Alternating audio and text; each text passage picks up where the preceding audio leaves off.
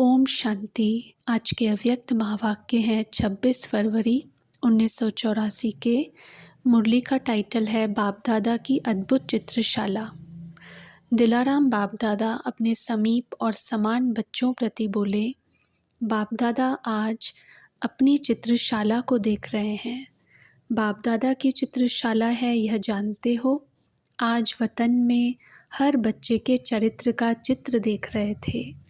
हर एक का आदि से अब तक का चरित्र का चित्र कैसा रहा, तो सोचो चित्रशाला कितनी बड़ी होगी। उस चित्र में हर एक बच्चे की विशेष 3 बातें देखी। एक, पवित्रता की पर्सनैलिटी। दूसरा, रियलिटी की रॉयल्टी। तीसरा, संबंधों की समीपता। यह 3 बातें हर एक चित्र में देखी। प्योरिटी की पर्सनैलिटी आकार रूप में चित्र के चारों ओर चमकती हुई लाइट दिखाई दे रही थी। रियलिटी की रॉयल्टी चेहरे पर हर्षित मुक्ता और स्वच्छता चमक रही थी। और संबंधों की समीपता, मस्तक बीच चमकता हुआ सितारा कोई ज़्यादा चारों ओर फैली हुई किरणों से चमक रहा था, कोई थोड़ी सी किरणों से चमक रहा था। समीपता वाली आत्माएं बाप समान बेहद की अर्थात चारों ओर फैलती हुई किरणों वाली थी। लाइट और माइट दोनों में बाप समान दिखाई दे रहे थे। ऐसे तीनों विशेषताओं से हर एक चरित्र का चित्र देखा। साथ साथ आदि से अंत अर्थात अब तक तीनों ही बातों में सदा श्रेष्ठ रहे हैं, वह कब कैसे रहे हैं, उसकी रिजल्ट हर एक के चित्र के अंदर देखी। जैसे स्थूल शरीर में नब्ज से चेक करते हैं कि ठीक गति से चल रही है, वह नीचे ऊपर होती है, तेज़ है वह स्लो है, इससे तंदुरुस्ती का मालूम पड़ जाता है। ऐसे हर चित्र के बीच हृदय में लाइट नीचे से ऊपर तक जा रही थी। उसमें गति भी दिखाई दे रही थी कि एक ही गति से लाइट नीचे से ऊपर जा रही है या समय प्रति समय गति में अंतर आता है।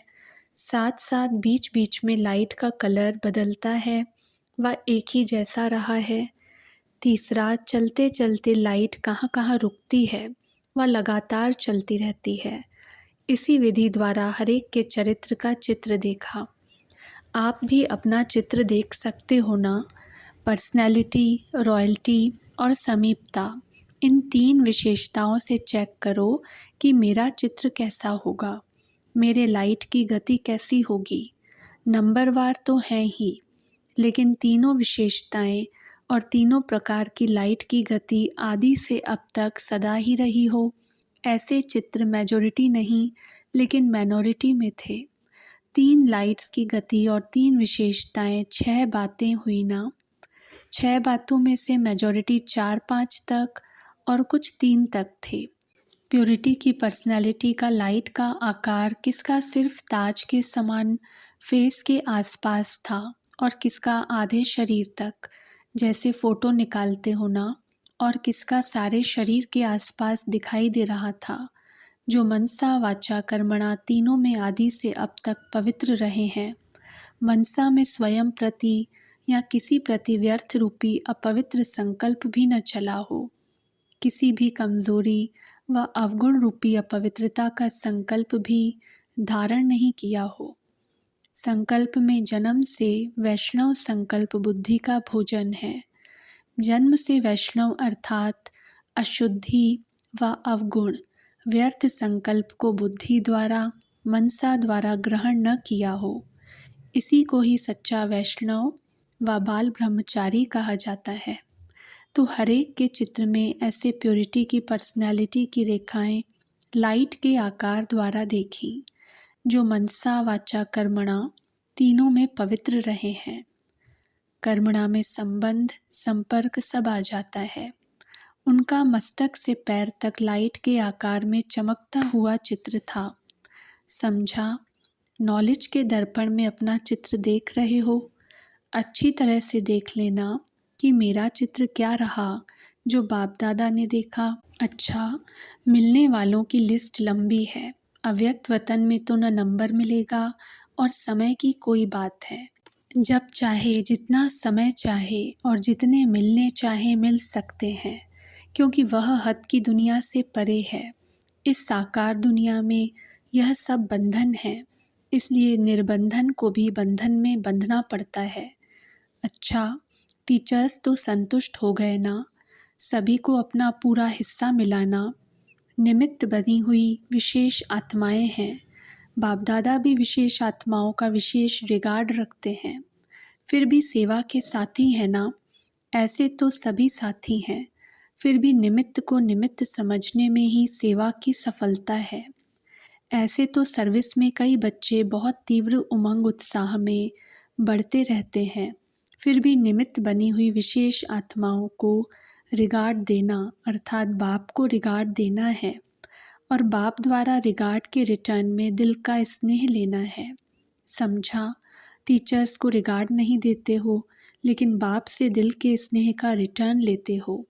अच्छा, ऐसे सदा दिलाराम बाप द्वारा दिल का स्नेह लेने के पात्र अर्थात सुपात्र आत्माओं को सदा स्वयं को प्योरिटी की पर्सनैलिटी, रॉयल्टी की रियलिटी में अनुभव करने वाले समीप और समान बच्चों को बाप दादा का याद प्यार और नमस्ते।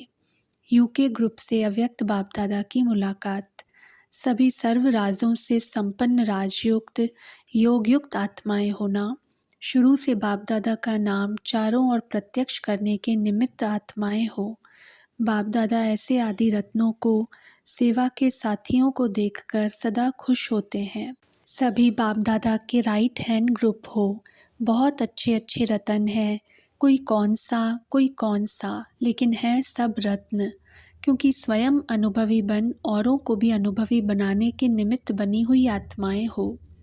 बाप दादा जानते हैं कि सभी कितने उमंग उत्साह से याद और सेवा में सदा मगन रहने वाली आत्माएं हैं। याद और सेवा के सिवाय और सब तरफ समाप्त हो गए। बस एक हैं, एक के हैं, एक रस स्थिति वाले हैं। यही सबका आवाज़ है, यही वास्तविक श्रेष्ठ जीवन है। ऐसी श्रेष्ठ जीवन वाले सदा ही बाप दादा के समीप हैं। निश्चय बुद्धि का प्रत्यक्ष प्रमाण देने वाले हैं। सदा वाह मेरा बाबा और वाह मेरा श्रेष्ठ भाग्य, यही याद रहता है ना? बाप दादा ऐसे स्मृति स्वरूप बच्चों को देखकर सदा हर्षित होते हैं कि वाह मेरे श्रेष्ठ बच्चे। बाप दादा ऐसे बच्चों के गीत गाते हैं। लंदन विदेश के सेवा का फाउंडेशन है। आप सब सेवा के फाउंडेशन स्टोन हो। आप सबके पक्के होने के प्रभाव से सेवा में वृद्धि होती जा रही है। भले फाउंडेशन वृक्ष के विस्तार में छिप जाता है, लेकिन है तो फाउंडेशन ना। वृक्ष के विस्तार को सुंदर देख उस तरफ ज़्यादा नज़र होती है, फाउंडेशन गुप्त रह जाता है। ऐसे आप भी थोड़ा सा निमित्त बन औरों को चांस देने वाले बन गए, लेकिन फिर भी आदि है। औरों को चांस देकर आगे लाने में आपको खुशी होती है ना? ऐसे तो नहीं समझते हो कि यह डबल विदेशी आए हैं तो हम छिप गए हैं। फिर भी निमित्त आप ही हैं। उन्हों को उमंग उत्साह देने के निमित्त हो। जो दूसरों को आगे रखता है वह स्वयं आगे है ही। जैसे छोटे बच्चे को सदा कहते हैं आगे चलो, बड़े पीछे रहते हैं। छोटों को आगे करना ही बड़ों का आगे होना है। उसका प्रत्यक्ष फल मिलता ही रहता है। अगर आप लोग सहयोगी नहीं बनते तो लंदन में इतने सेंटर नहीं खुलते। कोई कहाँ निमित्त बन गए, कोई कहाँ निमित्त बन गए। अच्छा, मलेशिया और सिंगापुर से सभी अपने को बाप की स्नेही आत्माएं अनुभव करते हो। सदा एक बाप दूसरा न कोई, इसी स्थिति में स्थित रहते हो। इसी स्थिति को ही एक रस स्थिति कहा जाता है, क्योंकि जहाँ एक है वहाँ एक रस है। अनेक है तो स्थिति भी डगमग होती है। बाप ने सहज रास्ता बताया है कि एक में सब कुछ देखो। अनेकों को याद करने से, अनेक तरफ भटकने से छूट गए। एक हैं, एक के हैं। इसी एक रस स्थिति द्वारा सदा अपने को आगे बढ़ा सकते हो। सिंगापुर और हांगकांग को अभी चाइना में सेंटर खोलने का संकल्प करना चाहिए। सारे चाइना में अभी कोई केंद्र नहीं है। उन्हों को कनेक्शन में लाते हुए अनुभव कराओ। हिम्मत में आकर संकल्प करो तो हो जाएगा। राजयोग से प्रभु प्रेम, शांति, शक्ति का अनुभव कराओ तो आत्माएं ऑटोमेटिकली परिवर्तन हो जाएंगी। राजयोगी बनाओ, डीटी नहीं बनाओ। राजयोगी डीटी आपे ही बन जाएंगे। अच्छा, ओम शांति।